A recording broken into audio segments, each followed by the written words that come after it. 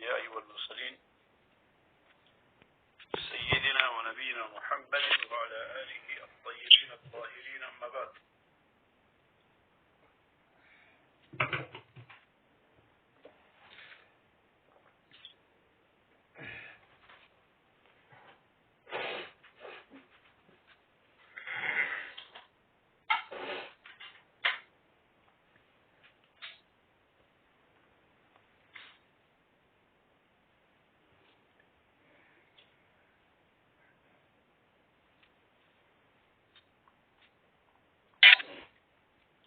بات جو چل رہی تھی وہ اس حدیث مبارکہ کی چل رہی تھی جس میں نبی علیہ الصلوۃ والسلام نے فرمایا وَإِذَا حَدَّثَكُمْ أَهْلُ الْكِتَابِ فَلَا تُصَدِّقُوهُمْ وَلَا تُكَذِّبُوهُمْ.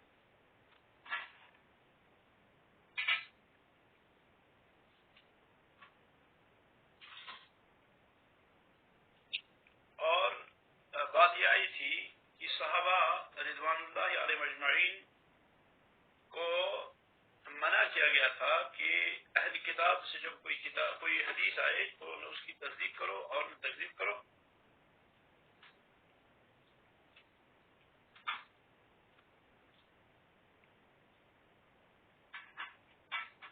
اور بتایا تھا مصنف رحمۃ اللہ علیہ نے والمقصود ان مثل هذا الاختلاف الذي لا يعلم صحيحه ولا تفيد حكاية الأقوال فيه هو كالمعرفة لما يروى من الحديث الذي لا دليل على صحته وأمثال ذلك. کہ اس قسم کا اختلاف کی جس کے بارے میں صحیح علمیت نہیں اور نہیں اقوال کا بیان کرنا فائدہ دیتا ہے اس میں کہ اس کی صحت پہ کوئی دلیل نہیں ہے یا اس قسم کی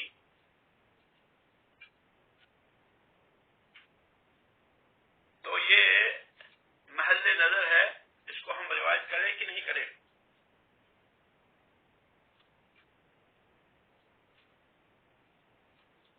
شیخ رحمۃ اللہ علیہ فرماتے ہیں وَأَمَّا الْقِسْمُ الْأَوَّلُ الَّذِي يُمْكِنُ مَعْرِفَةُ الصَّحِيحِ مِنْهُ فَهَذَا مَوْجُودٌ فِيمَا يُحْتَاجُ إِلَيْهِ. رہی پہلی قسم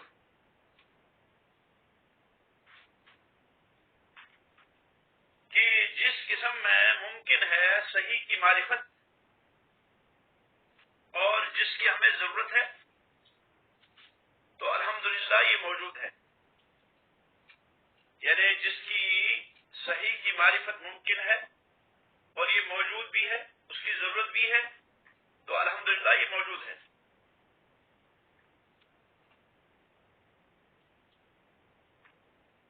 کہتے ہیں فَكَثِيرًا مَا يُوجَدْ فِي التَّفْسِيرِ وَالْحَدِيثِ وَالْمَغَازِ أُمُورٌ مَنْقُولَةٌ عَنْ نَبِيِّنَا صَلَّى اللَّهُ عَلَيْهِ وسلم وغيره من الأنبياء صلوات الله عليهم وسلامه والنقل الصحيح يدفع ذلك بل هذا موجود فيما مستنده النقل وفيما قد يعرف بعمير أخرى غير النقل. کہتے ہیں تفسیر حدیث اور مغازی میں بہت سی چیزیں ہیں. تفسیر حدیث اور مغازی میں بہت سی چیزیں ہیں جو نبی علیہ الصلوۃ والسلام سے اور دیگر انبیاء علیہم الصلوۃ والسلام سے منقول ہے. بہت سے امور ہیں جو تفسیر حدیث اور مغازی کے اندر موجود ہیں اور وہ نبی علیہ الصلوۃ والسلام سے اور دیگر انبیاء سے منقول ہیں اور نقل صحیح کے ساتھ بھی منقول ہیں بلکہ یہ موجود ہے اور اس کا مستند جو ہے وہ نقل ہے یعنی منقول ہے یہ. اور کبھی جو ہے دیگر امور کے ساتھ نقل کے علاوہ دیگر امور کے ساتھ بھی یہ پہچانا جا سکتا ہے، یعنی استدلال اور استنباط کی قبیل سے۔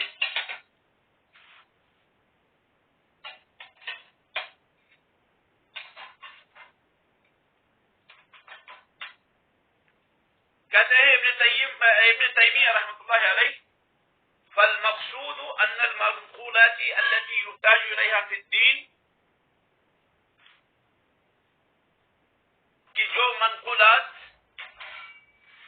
وہ نقل کردہ چیزیں جو نبی علیہ السلام سے منقول ہیں یا صحابہ سے منقول ہیں بروایت صحیحہ،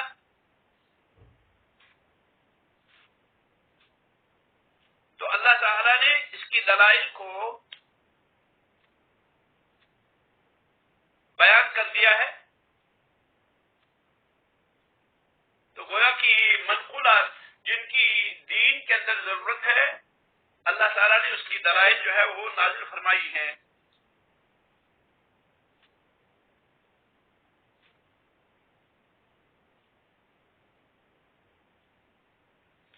ومعلوم ان المنقول في التفسير اکثره كالمنقول في المغازي والملاحم، اور یہ بات سب کو معلوم ہونی چاہیے کہ تفسیر کے باب میں منقول جو روایات ہیں،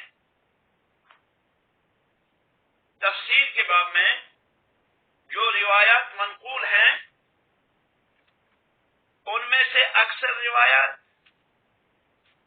ان منقولات کی طرح سے، ان منقول روایتوں کی وجہ سے ہے، اسی طرح ہیں جو مغازی اور ملاحم کے بارے میں منقول ہیں، یعنی مغازی اور ملاحم کے بارے میں جو روایات منقول ہیں، اسی طرح تفسیر میں بھی بہت زیادہ روایات منقول ہیں۔ یعنی تفسیر میں جو روایات منقول کی گئی ہیں، اسی طرح مغازی اور ملاحم میں بھی روایات منقول ہے۔ اسی لیے امام احمد بن حنبل رحمۃ اللہ علیہ فرماتے ہیں، ثلاثة امور ليس لها اسناد، ثلاثة امور ليس لها اسناد، یہ تین چیزیں ایسی ہیں جن کی سند نہیں ہے،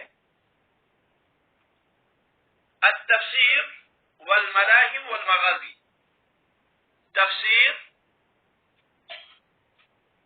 ملاحم اور مغازی۔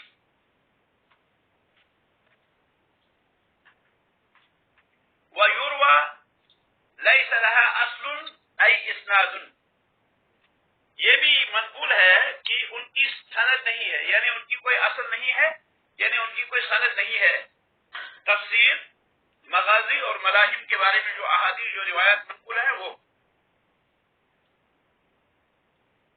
لأن الغالب عليها المراسيل، کیونکہ تفسیری روایت میں اور ملاحم کی روایت میں اور مغازی روایت میں، غزوات کی روایت میں سب سے زیادہ جو غالب ہیں وہ مراسیل ہے، یعنی مراسیل اس حدیث کو کہتے ہیں جو تابعی نبی علیہ السلام سے نقل کرے، صحابی کا ذکر نہ کرے، وہ نبی علیہ السلام سے نقل کرے۔ اور مراسیل کا حکم کیا ہے؟ یہ مصطلح حدیث میں آپ پڑھیں گے کہ مراسیل جو ہے ان کو جانچا جائے گا، ان کو دیکھا جائے گا کہ کیا یہ ثابت ہے یا نہیں ہے، اور اگر ثابت ہے تو پھر وہ صحیح ہے، اور اگر ثابت نہیں ہے پھر وہ صحیح نہیں ہے۔ یہاں پہ انہوں نے مثال دی، مثل ما یذکرہ عروۃ بن الزبیر والشعبی والزہری وموسى بن عقبہ وابن اسحاق ومن بعدهم كيحيى بن سعيد الأموي والوليد بن مسلم والواقدي ونحوهم في المغازي۔ انہوں نے مثال دی مراسیل کی، کہتے ہیں جس طرح کی نقل کیا جاتا ہے عروہ بن زبیر سے، عروہ بن زبیر رحمت اللہ علیہ،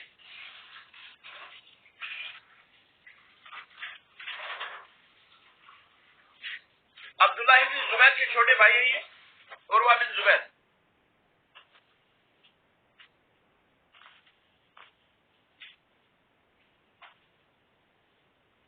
یہ تین بھائی تھے، عروہ بن زبیر، عبداللہ بن زبیر اور مصعب ابن زبیر.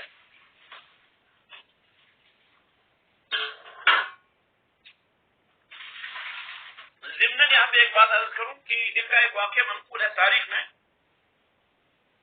عروہ بن زبیر، عبداللہ بن زبیر اور مصعب ابن زبیر کا. عبداللہ بن زبیر سب سے بڑے تھے اور ان سے چھوٹے جو تھے وہ مصعب بن زبیر تھے، اور ان سے جو چھوٹے تھے سب سے چھوٹے تھے وہ عروہ بن زبیر تھے. اور زبیر جو ہیں یہ عشر مبشرہ میں سے ہے، زبیر ابن عوام رضی اللہ تعالیٰ عنہ.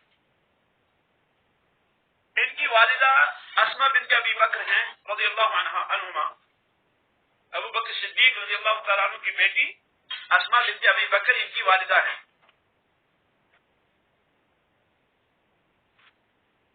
زبیر بن عوام نبی علیہ السلام کے پھوپھی زاد بھائی تھے،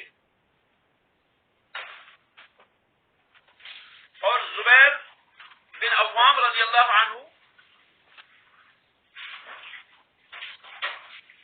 یہ ان صحابہ میں سے ہیں جن کے بارے میں رسول اکرم صلی اللہ علیہ وسلم نے فرمایا زبیر فی الجنہ، زبیر جنت میں ہیں. 10 صحابہ کے بارے میں نبی علیہ السلام نے فرمایا وہ جنتی ہیں. ابو بکر فی الجنہ، عمر فی الجنہ، عثمان فی الجنہ، علی فی الجنہ، طلحہ فی الجنہ، زبیر فی الجنہ، سعد فی الجنہ، سعید فی الجنہ، عبد الرحمن بن عوف فی الجنہ، اور ابو عبیدہ ابن الجراح فی الجنہ. عشر مبشرہ، ان 10 کو نبی علیہ السلام نے دنیا کے اندر جنت کی بشارت دی. اس کے علاوہ بھی نبی علیہ السلام نے کئی صحابہ کو جنت کی بشارت دی ہے، لیکن ان کو خاص اس لیے کیا کہ اس ایک ہی واقعے میں ان کو جو ہے نبی علیہ السلام نے جنت کی بشارت دی. نبی علیہ السلام ایک بار جبل احد پر تشریف فرما تھے، اور جبل احد میں حرکت آ گئی، وہ ہلنے لگا. جبل احد مدینہ کے پہاڑوں میں سے ایک پہاڑ ہے. جبل احد کے بارے میں رسول اکرم صلی اللہ علیہ وسلم نے گواہی دی، فرمایا ھذا جبل یحبنا ونحبہ، یہ جو جبل احد ہے یہ ہم سے محبت کرتا ہے اور ہم بھی اس سے محبت کرتے ہیں. وہ کہ رسول اکرم صلی اللہ علیہ وسلم جبل احد سے محبت کرتے تھے، اور جبل احد بھی نبی علیہ السلام کے ساتھ محبت کرتا تھا. تو نبی علیہ السلام جبل احد پہ تھے کہ جبل احد میں حرکت آ گئی، ہلنے لگا. نبی علیہ السلام نے فرمایا اسکن، ٹھہر جاؤ، ہلو مت. جبل احد سے خطاب کیا، ہلو مت. فإنه ليس عليك نبي أو صديق أو شهيد، کہ آپ پر اس وقت نہیں ہے، مگر آپ پر اس وقت یا تو نبی ہے یا صدیق ہے یا شہید ہے.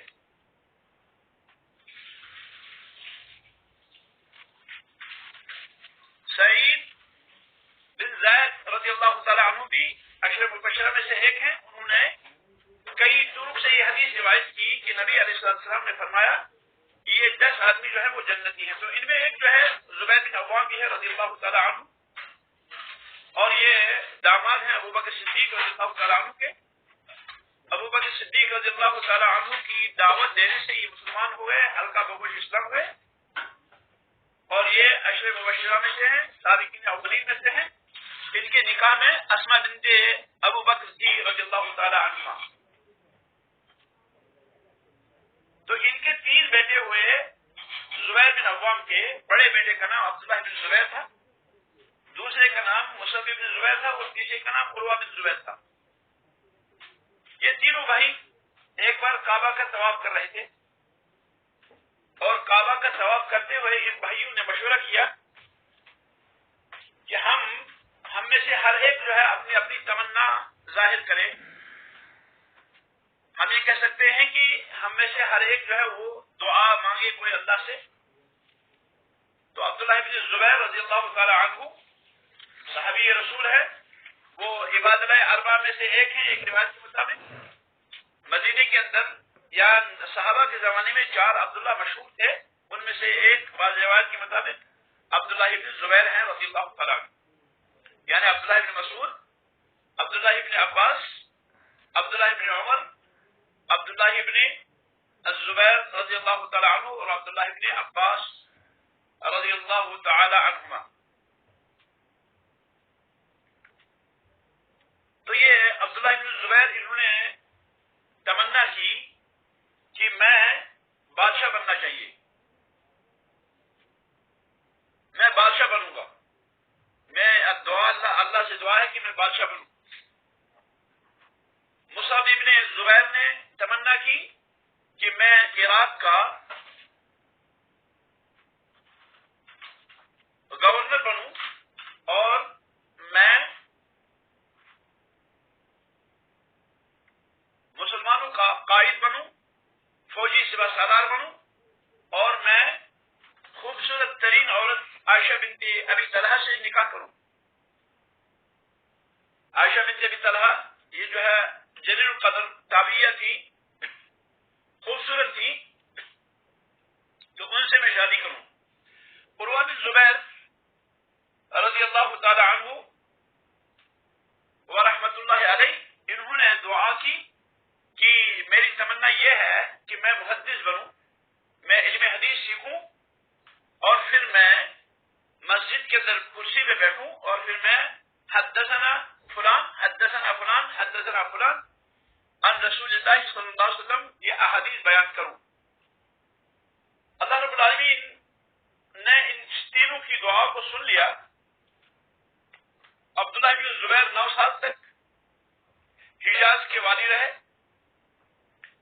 اور مصعب بن زبیر یہ فوجی کمانڈر بنے, اور ان کا نکاح جو ہے عائشہ بنت طلحہ سے ہوا. اور عروہ بن زبیر یہ محدث جلیل بنے, یہ ام المومنین عائشہ صدیقہ رضی اللہ تعالی عنہا سے روایت کرتے ہیں, روایت زیادہ کرتے ہیں, چونکہ خالہ کی ام المومنین عائشہ صدیقہ رضی اللہ تعالی عنہا. تو یہ عروہ بن زبیر ان کے بارے میں ہے, ان کے بہت سے مراسیل ہیں. تو کہتے ہیں ابن تیمیہ رحمہ اللہ مثل ما یذکرہ عروہ بن زبیر, ان مراسیل کے بعد جسے عروہ بن زبیر ذکر کرتے ہیں, وہ شعبی عامر بن شرحبیل الشعبی رحمہ اللہ, یہ جلیل القدر تابعی گزرے ہیں, بہت عظیم امام گزرے ہیں. اسی طرح سے امام زہری بھی بہت بڑے جلیل القدر تابعی جلیل القدر امام گزرے ہیں. اور موسیٰ بن عقبہ یہ فوجی کمانڈر بھی ہیں اور یہ صاحب تاریخ بھی ہے. اسی طرح سے ابن اسحاق رحمت اللہ علیہ یہ جلیل القدر مؤرخ اسلام گزرے ہیں. تو کہتے ہیں ابن تیمیہ رحمہ اللہ کی وہ مراسیل جو عروہ بن زبیر, شعبی, زہری, موسیٰ بن عقبہ اور ابن اسحاق سے ذکر کی جاتی ہیں, ومن بعدہم, اور اسی طرح سے ان لوگوں سے ذکر کی جاتی ہیں جو ان کے بعد آئے, یعنی ان کے بعد جو دوسرا طبقہ آیا وہ جیسے یحییٰ بن سعید الاموی, اور اسی طرح سے ولید بن مسلم اور واقدی, امام واقدی رحمۃ اللہ علیہ مؤرخ, ونحوہم فی المغازی, اور اس جیسے دیگر لوگوں نے مغازی کے باب میں جو مراسیل ذکر کی ہیں. تو کہتے ہیں کیونکہ غالب ہے ان لوگوں کی مراسیل پہ کہ جو عروہ بن زبیر, شعبی, زہری, موسیٰ بن عقبہ, ابن اسحاق اور یحییٰ بن سعید اموی اور ولید بن مسلم واقدی وغیرہ جو مغازی کے بارے میں ہیں, تو کہا جاتا ہے کہ ان مراسیل کی اصل نہیں ہے. امام احمد نے فرمایا کہ 3 چیزوں کی سند نہیں ہے, پھر میں نے فرمایا تفسیر, ملاحم اور مغازی, یعنی غزوات اور جنگیں وغیرہ.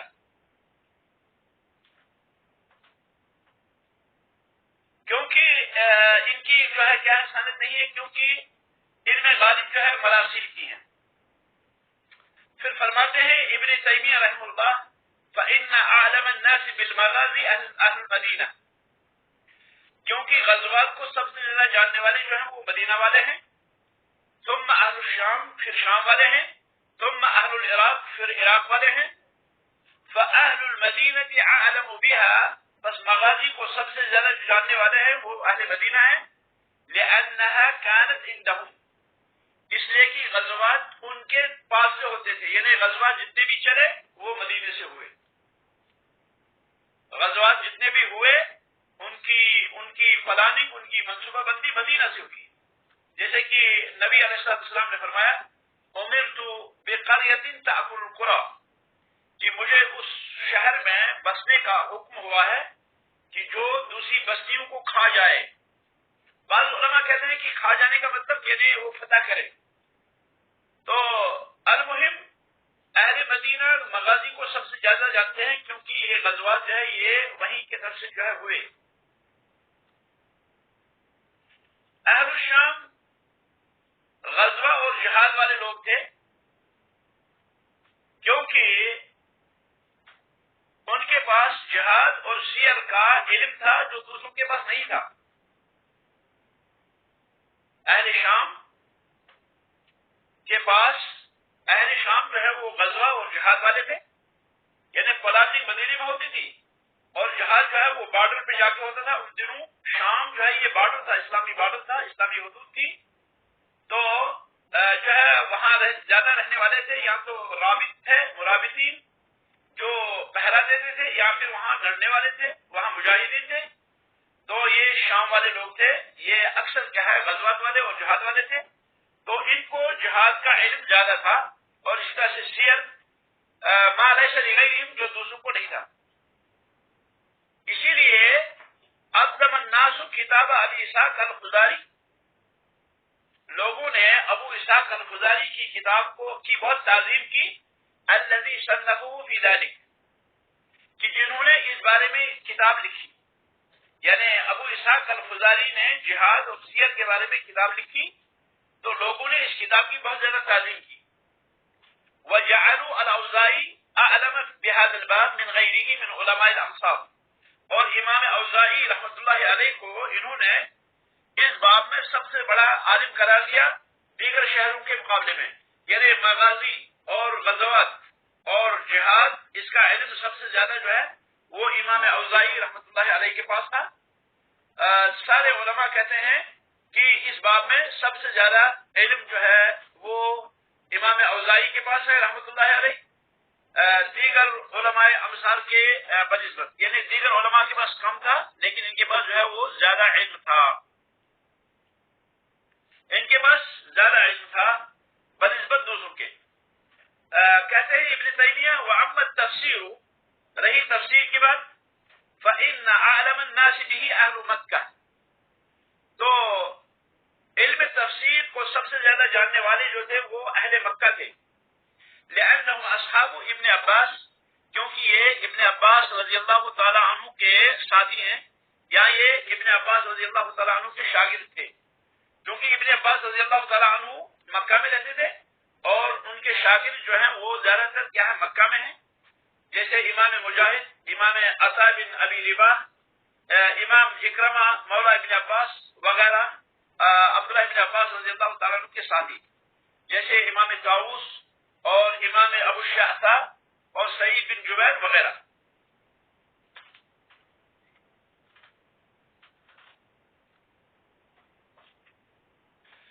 کہتے ہیں ابن تیمیہ رحمہ اللہ وکذلک اہل الکوفہ، اور اسی طرح سے کوفہ والے، منہ اصحاب ابن مسعود، کوفہ والے کوفہ سے جو ہے ابن مسعود رضی اللہ تعالی عنہ کے اصحاب ہیں، کیونکہ ابن مسعود رضی اللہ تعالی عنہ کوفہ میں رہتے تھے.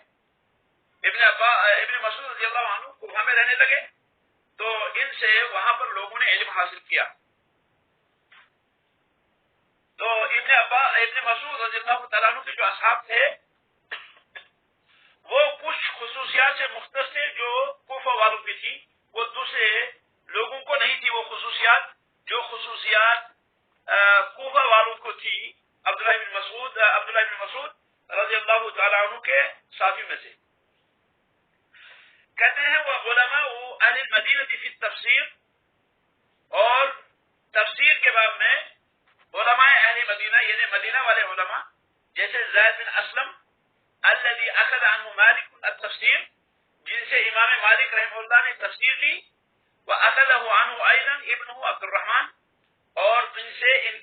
عبد الرحمن نے بھی لیا، وَأَخَذَهُ عَنْ عبد الرحمن عبداللہ ابن وہب، اور ان سے عبد الرحمن سے عبداللہ ابن وہب نے بھی یہ علم حاصل کیا۔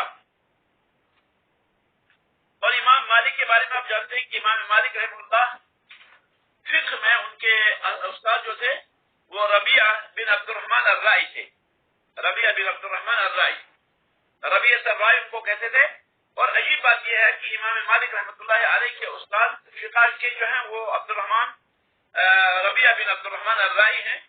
الرائی ان کو اسی لیے کہا گیا کہ وہ کیا ہیں، وہ رائی پہ زیادہ عمل کرتے تھے، احادیث پہ کم عمل کرتے تھے، یعنی احادیث ان تک کم پہنچتی تھی یا احادیث کے ساتھ مشغلہ تھا وہ کم تھا ان کا بنسبت فقہ کے، فقہ کی طرف ان کا زیادہ مشغلہ تھا۔ تو لوگ جو ہے کیا ہے وہ جو ہے اسی پر جو ہے زیادہ توجہ انہیں مرکوز کی ربیعہ بن عبد الرحمن الرائی نے۔ لیکن امام مالک رحمۃ اللہ علیہ نے اس کے ساتھ ساتھ علم حدیث پر بھی خصوصی توجہ دی، بلکہ عمر بن عبدالعزیز رحمۃ اللہ علیہ نے جب فرمان جاری کیا کہ حدیث رسول کو جمع کرو، جو رسول اکرم صلی اللہ علیہ وسلم کی احادیث ہیں ان کو صحیح کرو، تو نتیجہ یہ نکلا کہ بہت سے محدثین نے موطئیں لکھی، بہت سی موطا لکھی، بہت سی کتابیں لکھی حدیث کی، لیکن سب سے جو عظیم کتاب ٹھہری یا سب سے عظیم جو کتاب جو ہے حدیث میں اس وقت مقبول ہوئی وہ امام مالک رحمۃ اللہ علیہ کی موطا امام مالک ہے۔ جبکہ موطئات اور بھی بہت ساری جو ہے تصنیف کی گئی، لیکن یہ جو ہے بہت زیادہ نکلی، تو وہ کہ ان پر علم حدیث غالب آ گیا، یعنی امام مالک رحمۃ اللہ علیہ پر علم حدیث غالب آیا اور انہوں نے حدیث پر جو ہے توجہ دی۔ انہوں نے رائے میں زیادہ توجہ نہیں دی، اقوال الرجال میں زیادہ توجہ نہیں دی، بلکہ رسول اکرم صلی اللہ علیہ وسلم کی احادیث میں زیادہ توجہ دی، صحابہ رضوان اللہ علیہم اجمعین کے اقوال میں توجہ دی، تابعین کے ان اقوال جو صحابہ سے منقول ہیں ان پر توجہ دی۔ تو پھر امام مالک رحمۃ اللہ علیہ سے پھر محدثین نے لیا، امام شافعی رحمۃ اللہ نے موطا امام مالک خود لی، حفظ کی اور ان سے لی، اور پھر امام شافعی نے فرمایا کہ ما تحت ادیم السماء اصح من کتاب مالک، کہ کائنات کے اندر آسمان کے لیے سب سے زیادہ صحیح جو کتاب ہے وہ امام مالک کی کتاب ہے، موطا امام مالک۔ یہ اس وقت کی بات ہے جب ابھی صحیح بخاری صحیح مسلم تصنیف نہیں کی گئی تھی، ابھی جو ہے اس کو مارج وجود میں نہیں لیا گیا تھا، چونکہ امام شافعی رحمہ اللہ کا انتقال جو ہے 204 میں ہوا اور یہ جو ہے صحیح بخاری اس کے بعد تصنیف کی گئی ان کی وفات کے بعد، اور اسی طرح سے یہ صحیح مسلم بھی اس کے بعد جو ہے تصنیف کی گئی، صحیح ابن حبان اس کے بعد کی گئی، اور اسی طرح صحیح ابن خزیمہ یہ اس کے بعد معرض وجود میں آئی، صحیح اور بھی دیگر جو ہے کچھ کتابیں صحیح کے نام سے اس کے بعد جو ہے معرض وجود میں آئی۔ تو امام شافعی کا یہ کہنا کہ کائنات کے اندر سب سے زیادہ صحیح کتاب جو ہے وہ کتاب مالک، یہ اس وقت کی بات ہے جب ابھی یہ تصانیف نہیں کی گئی تھی۔ تو غرض کہنے کی یہ کہ امام مالک رحمۃ اللہ علیہ سے علم حدیث امام شافعی نے لیا، اور پھر امام شافعی رحمۃ اللہ سے امام احمد بن حنبل نے لیا، اور پھر امام احمد بن حنبل سے امام شافعی نے لیا۔ پہلے امام شافعی نے امام احمد بن حنبل کو حدیث دی، اور پھر جب امام احمد بن حنبل رحمۃ اللہ علیہ علم حدیث میں آگے بڑھے تو امام شافعی نے کہا کہ ابو عبداللہ آپ صحیح حدیث جب بھی آپ کو ملے آپ ہم سے سنائیں۔ پھر انہوں نے ان حدیثوں کو بیان کیا اور امام شافعی رحمہ اللہ نے پھر ان سے حدیثیں لی۔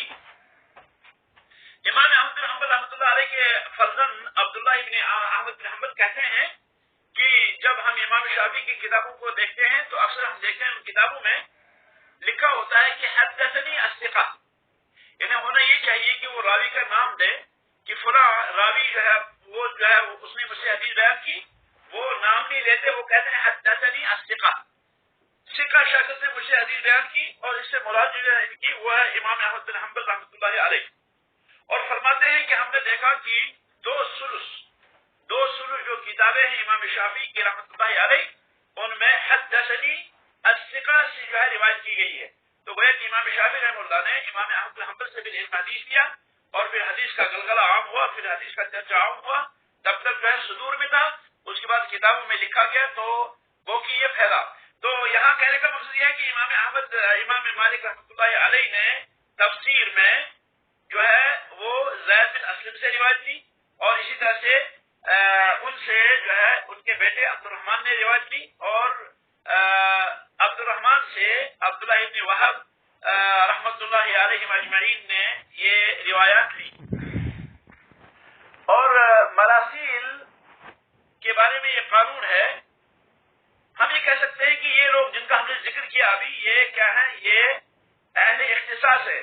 یہ تفسیر میں اختصاص والے ہیں، یعنی ان کو تفسیر میں خصوصی دسترس حاصل تھی. جن کا یہ ہم نے نام لیا ابھی، یہ سارے کے سارے، تو جو ان سے ثابت ہو اس کی خصوصیت ہے، اس کا ایک مقام ہے، بھلے وہ مرسل ہی کیوں نہ ہو. بلکہ مراسیل کی اگر جو ہے متعدد ہوں اور جو ہے وہ کیا ہے وہ مؤدات سے خالی ہوں، تو وہ جو ہے قطعاً صحیح ہوتی ہیں، وہ حقیقی طور صحیح ہوتی ہیں. تو یہ جو مؤدات ہیں مراسیل، جب ان کی طرق متعدد ہو، یعنی کوئی مرسل ہے، کوئی مرسل حدیث لیکن متعدد طرق سے، مثال کے طور پر زید بن اسلم بھی اس کو روایت کرتے ہیں، شعبی بھی روایت کرتے ہیں، اکرمہ بھی روایت کرتے ہیں، سارے روایت کرتے ہیں، ہے یہ ساری مراسیل. لیکن یہ متعدد طرق کا ہونا یہ کیا ہے؟ یہ اس کو قوی کرتا ہے، کیونکہ ایک جلیل القدر بھی بیان کر رہا ہے، دوسرا بھی بیان کر رہا ہے، تیسرا بھی بیان کر رہا ہے. تو بھلے صحابی کا نام نہ ہو اور وہ جو ہے کیا ہے اس کو روایت کرتا ہو، تو یہ جو ہے اس میں کیا ہے، اس کی ایک قوت ہوتی ہے. تو جب اس کے طرق متعدد ہوں اور مؤدات سے خالی ہو یا اتفاق ہو بغیر قصد کے، تو وہ قطعاً صحیح ہوں گی. کیونکہ قانون یہ ہے ان السند المحتف بالقرائن يفيد العلم، ان السند المحتف بالقرائن يفيد العلم، کہ وہ سند جو قرائن سے گھری ہوئی ہو، وہ سند جو قرائن سے سیاق و سباق سے گھری ہوئی ہو، وہ کیا ہے؟ وہ علم کا فائدہ دیتی ہے. بل فيه ان السند الضعيف اذا تعددت طرقه وقامت القرائن على المؤدات او الاتفاق فان ثبوته عنده قطعي. تو جو ہے یہ بھی کہتے ہیں کہ اگر کوئی سند ایسی ہے جو ضعیف ہے لیکن اس کی طرق متعدد ہے اور پھر ہمارے پاس قرائن ہوں اور تو اس کا ثبوت جو ہے وہ کیا ہے؟ وہ قطعی ہے بعض ائمہ کے نزدیک رضوان اللہ علیہ اجمعین. تو ہم کہہ سکتے ہیں، کہتے ہیں ابن تیمیہ رحمہ اللہ، فإن النقل اما ان يكون صدقا مطابقا للخبر. اب جو منقول ہے، یعنی جس چیز کو ہم روایت کرتے ہیں، وہ روایت یا تو خبر کے مطابق ہے، واقعے کے مطابق ہے، جیسے واقع ہے ویسا وہ بھی ہے. وإما ان يكون كذبا، یا وہ جھوٹ ہے، ایسا نہیں ہے، وہ واقعے کے خلاف ہے. تو تعمد صاحب الکذب، اس روایت والے نے اس کو کیا ہے عمدن ایسا کہا ہو، یا اس نے جو ہے سہون ایسا کیا ہو، یعنی اس نے سہون بیان کیا ہو، اس نے عمدن ایسا نہیں کیا.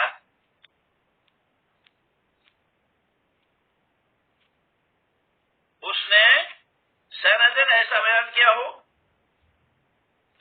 یا وہ جو ہے سہون ایسا بیان کرتے ہوں، جان بوجھ کر وہ جھوٹ بولتے ہوں، او اخطا، یا وہ خطا سے ایسا کرتے ہوں. تو فمتى سلم من الكذب العمد والخطا كان صدقا بلا ريب. تو جب جان بوجھ کر جھوٹ بولنے سے اور خطا سے وہ کیا ہو، وہ محفوظ ہو، تو اس میں کوئی شک نہیں کہ وہ سچ ہے. فإذا كان الحديث جاء من جهتين، اب اگر کوئی حدیث دو طریقوں سے آئی ہے، دو سندوں سے آئی ہے، او من جہت، یا کئی سندوں سے، وقد علم ان المخبرین لم يتواتئا على اختلافه، اور یہ بھی پتہ چلا کہ محدثین جو اس مختلف نہیں ہے، وعلم ان مثل ذلك لا تكون موافقة فيه اتفاقا، اور یہ بات پتہ چلی قرائن سے ہمیں یہ بات قرائن سے پتہ چلی کہ اس قسم کی موافقت جو ہے وہ بغیر قصد کے کیا ہے نہیں ہو سکتی. تو پتہ چلے گا کہ یہ کیا ہے، یہ حدیث صحیح ہے.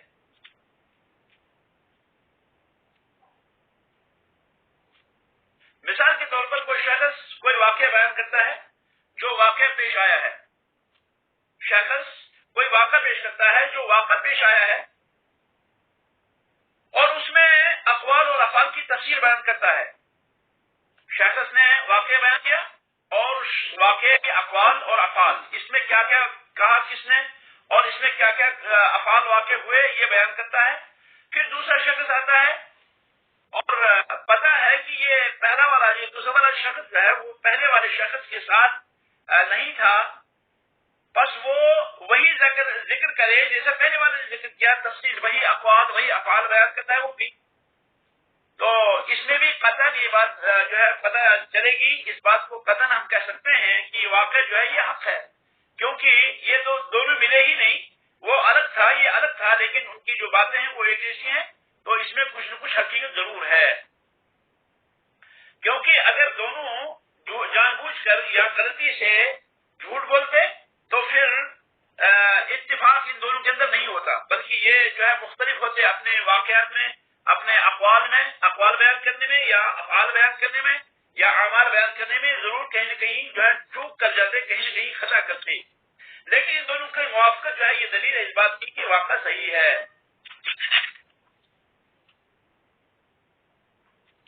جیسے آپ دیکھتے ہیں کہ کوئی شخص کبھی کوئی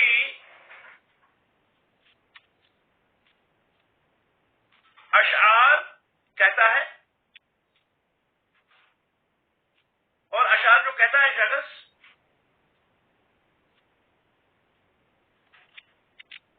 تو اشعار اس نے کہہ دیے، لیکن وہ اشعار قدرتی طور کسی دوسرے کے اشعار سے مل جاتے ہیں، ان کا آپس میں کوئی اتفاق نہیں ہوتا. کوئی قصیدہ وہ بھی کہا، کوئی قصیدہ اس نے بھی کہہ دیا، تو کیا ہوتا ہے وہ آپس میں ملتے ہیں، ان کے جو محتویات ہیں وہ اس میں ملتے ہیں، مل جاتے ہیں. تو ہم کہیں گے کہ یہ کیا ہے، یہ صحیح واقعات ہیں، اس قسم کے یہ درست واقعات ہیں.